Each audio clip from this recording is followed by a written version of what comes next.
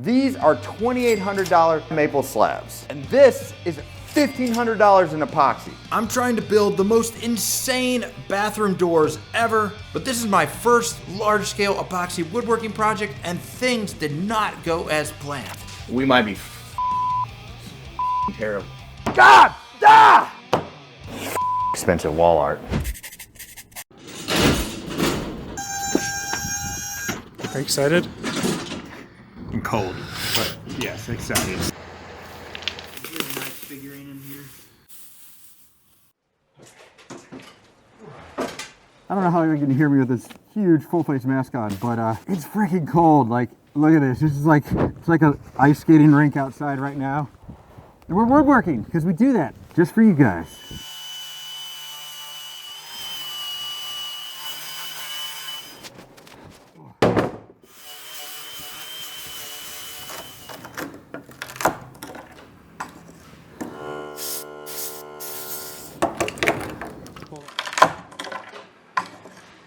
Let me explain why I am spending so much dang money on some over-the-top, but hopefully very beautiful barn doors. Last year, I spent 3 entire months building out my dream bathroom, including an LED feature wall surrounding a freestanding tub, a live edge mirror, custom built-in vanity and linen closet, a bespoke concrete countertop and sink, and a huge walk-in curbless shower. But one thing is still missing. There are no doors. And if I ever hope to not be a bachelor anymore, probably got to do something about that. So I've decided to put a new twist on what is probably the trendiest of YouTube trends, live edge epoxy resin rivers. You might know that I am generally not a fan of epoxy river tables. When you put glitter and sparkles next to beautiful live edge wood, it just destroys the look, in my personal opinion. But there's an exception to that. I love the combination of a beautiful live edge wood with some classy dark black epoxy. So let's head back to the shop to figure out the layout of those slabs for the barn doors. First thing here is we're gonna make a frame, a 2x4s to set on top of the bookmatched slabs. That way we can get an idea exactly what the door is gonna look like when we trim it down to size.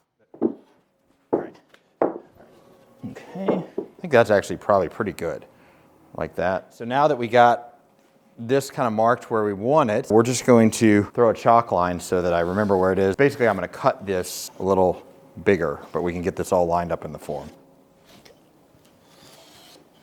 All right, so we got these labels showing which one are front. We don't want to pour epoxy with the stickers on there. Little tip, you know, sometimes you try to scrape off these stickers and they leave the residue and then you're fighting that.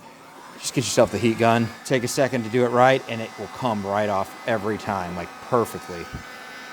It works every time. So we've got to cut these down before pouring the epoxy, but we are not going to cut it to the final dimensions now. We're going to leave a couple inches on each side so that we can make the final cuts after we pour the epoxy. It's just always a good idea to do that final cut later rather than doing it exactly to the dimensions you need. Something goes wrong, you don't have any wiggle room. The trade-off is you are going to waste a little bit of epoxy, and it gives you that flexibility to make sure you get the project right, because these slabs cost me about $2,800 and we don't want to screw this up. This is what happens to your wood when you get old. Next up, we're building the melamine form, which we'll pour the epoxy into. The forms are pretty simple, basically just melamine boxes that are sealed with silicone caulk. I ran a first bead of caulk between the base and the walls and a second bead of caulk around the inside seam. So I had 2 layers of sealant protection. So we want to make sure that these are sitting flat in the epoxy form so you don't get epoxy going underneath it. We've also got the beads of silicone which create kind of an angle at the base. So we're just going to take a router, go around all the edges where it's going to be against the sides of the form, put a little chamfer in so that it clears that bead of caulk and the slabs sit flush.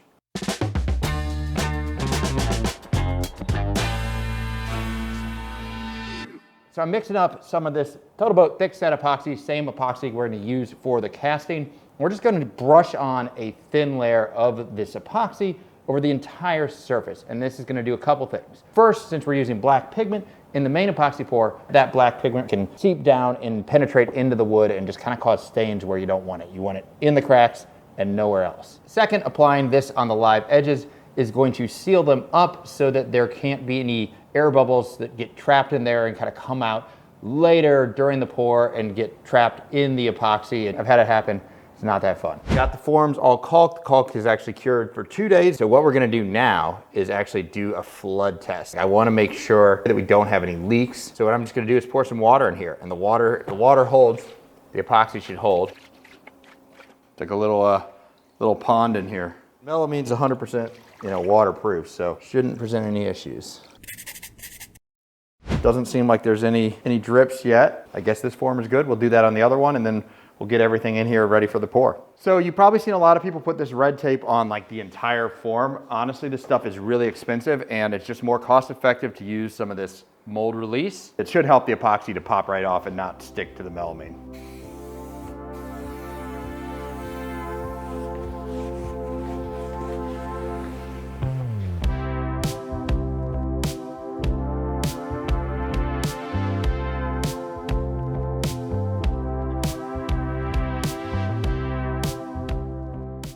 It is about time for what I am extremely nervous for. Dumping $1,500 worth of epoxy in here. So let's cross your fingers, mix some epoxy, and let's do this.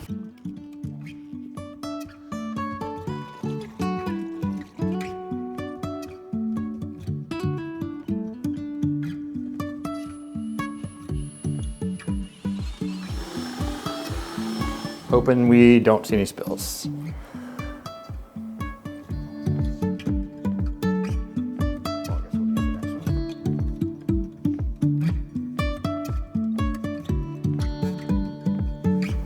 Yeah, we're gonna need another gallon.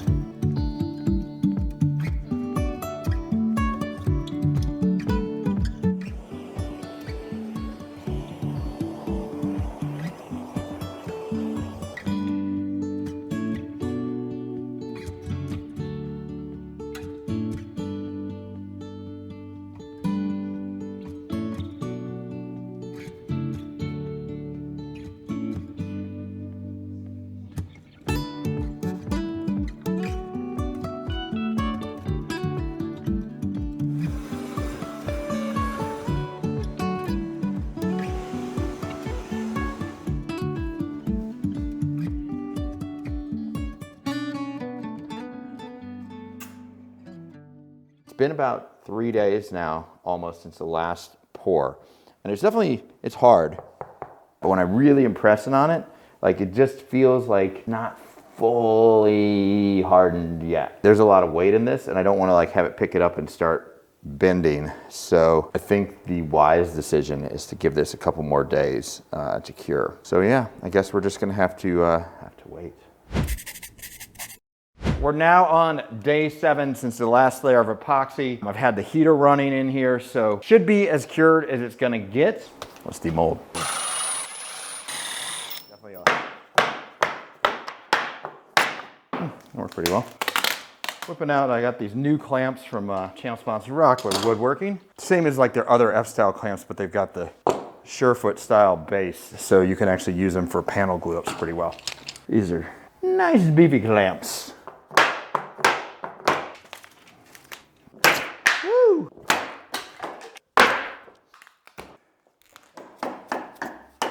Throw a few of these. One is fully released here and looks intact. It looks like it's gonna make a nice door. One tip here, learning from experience, I already cut myself on that super sharp lip of epoxy that forms against the sides. Get a sanding block before you do anything else after the sides come off, and just ease it over so that that rough edge gets taken down and doesn't cut anything, because it's basically a knife when it comes out of there.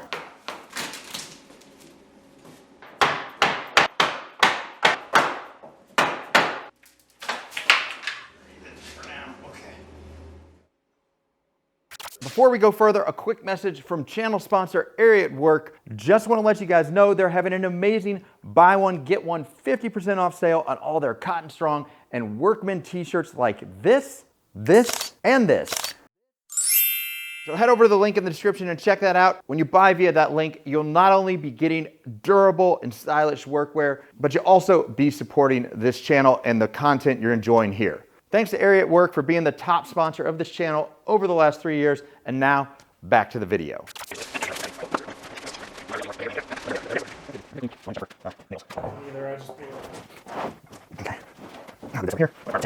We got an issue here. One thing that can happen as epoxy cures is that it'll contract and kind of curl up based on the fact that these were about 1 7/8 inches thick. I was just kind of eyeballing that we needed to get about 1 5/8 inches of epoxy, but this one curled up at the corners. So we have parts here that are only 1 3/8 inches thick, which is just, it gives us nothing to cut off because we need our final thickness of our door to be 1 1/4 to 1 3/8 inches. So I think the only choice here, unfortunately, is going to be just put some sides back on the form and just fill up an extra layer of epoxy up to this edge. Otherwise, we're going to flatten it, and it's going to be bad news because we're going to end up too thin. Sucks. Okay, I think we got to do it though. I don't think there's a choice. Many minutes later. We rebuilt the forms as best we could. The moral of the story is I should have just used another couple gallons of epoxy. Like a few $100 would have been, well, I'm using it anyway, but now I'm building the forms twice. Oh, sorry, I just went. Let it go.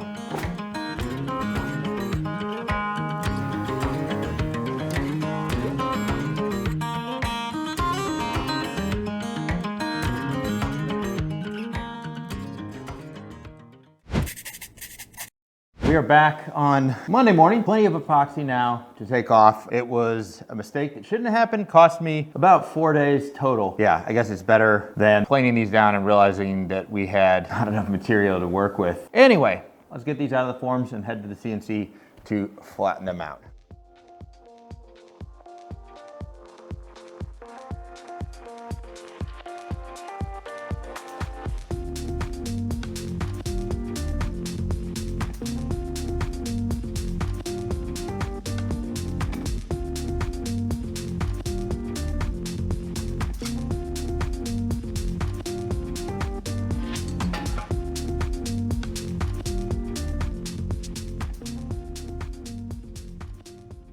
After flattening both doors and being pretty happy, they seem perfectly flat. I mixed up a bit of Total Boat 2-to-1 epoxy, which will cure much more quickly than the thick set, and used it to fill all the voids that were opened up by the wood removed during the flattening process. At this point, I thought all I had left to do was sand and trim the doors to their final size, but the wood movement gods had other things in mind.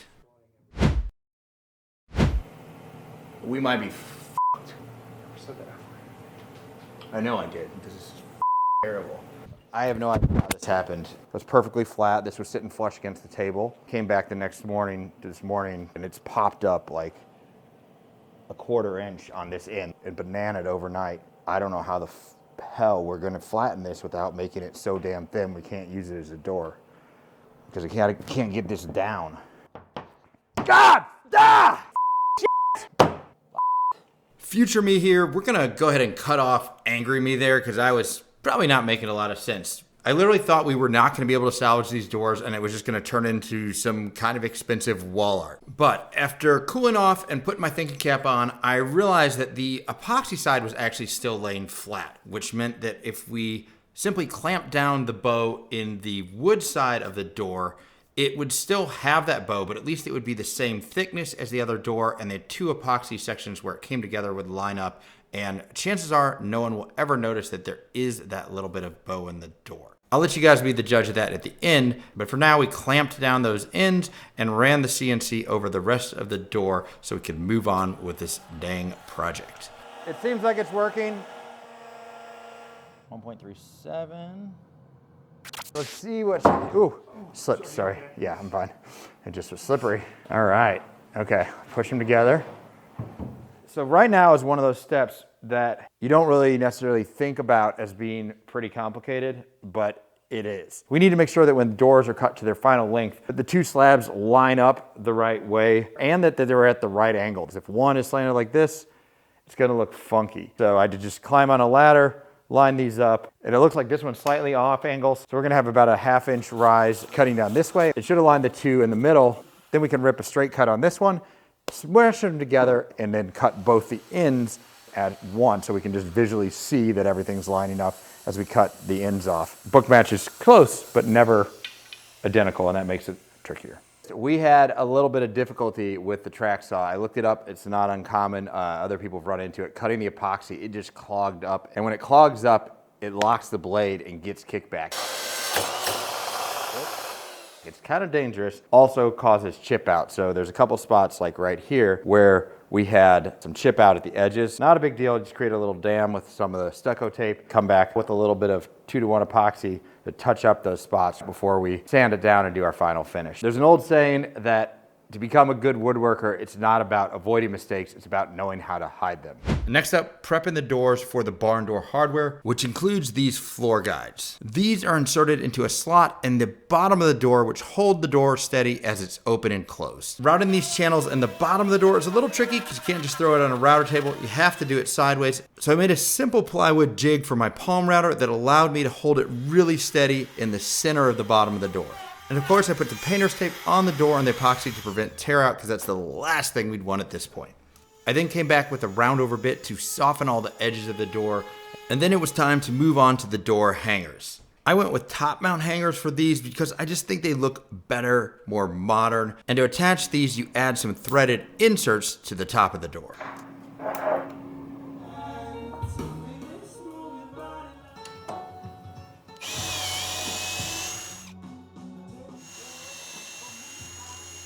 Now, one of the threaded inserts in each door needed to go into epoxy, and threaded inserts into epoxy are a bit tricky, especially when you're hanging 150-pound doors from them. First, I drilled the hole a little bit bigger than the recommended size, but still small enough that threads would grip into the epoxy. Step 2, I took a torch and quickly heated the threaded insert before inserting it into the hole. The insert will heat up the epoxy as it goes in and literally melt the epoxy around it so it fits perfectly tight. Be careful though, because as I found out here the hard way, if you overheat it even just a bit, it can actually melt those threaded inserts. Too much. I also added a little bit of 2-to-1 epoxy into the holes before screwing the threaded inserts in, just to ensure that any gaps that might be there would be filled in and it would be a tight, secure fit. Hopefully this will work out. And with that, I was ready to start sanding everything. It took me about a day and a half of sanding to get the front and back of both the doors sanded up to 600 grit, but we'll spare you all that and jump right ahead to the fun part, the finish.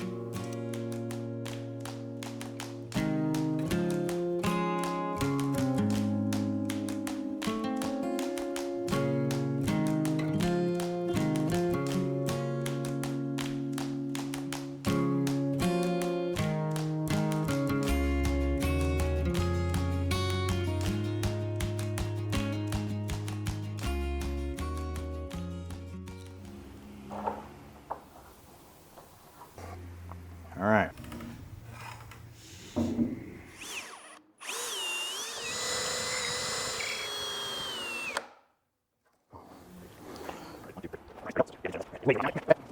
So we got some barn door hardware from channel sponsor ROCKLER Woodworking. We got 2 tracks that we're going to splice together to make a single long track for the double barn doors. And we don't need the full length of both tracks, so we are cutting them down here on this metal cutting bandsaw. You can cut this metal with anything you want that will cut steel. An angle grinder will work, or even a handheld saw will work nicely.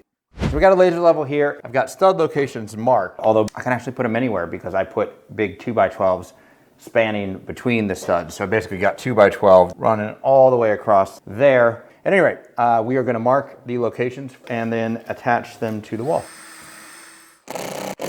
Kit comes with some plastic shims and the wall isn't level, so we're having to shim these up a little bit.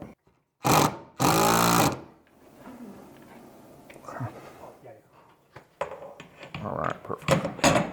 Moment of truth, it doesn't come out that far, but okay, yep. I'm about the same weight as one of those doors, I think, so should be all right.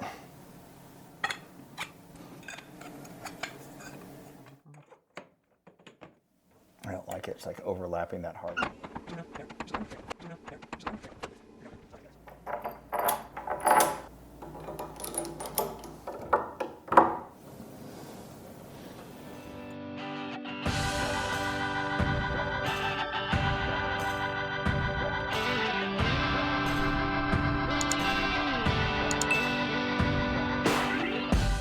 There were a few moments there where I did not think we were gonna recover from the mistakes, but we did, and I'm super happy. If you guys digging this, make sure you sub and bell and check out the playlist up there for all the videos in my abandoned building bathroom renovation. That's it for this time, and I'll see you guys next time.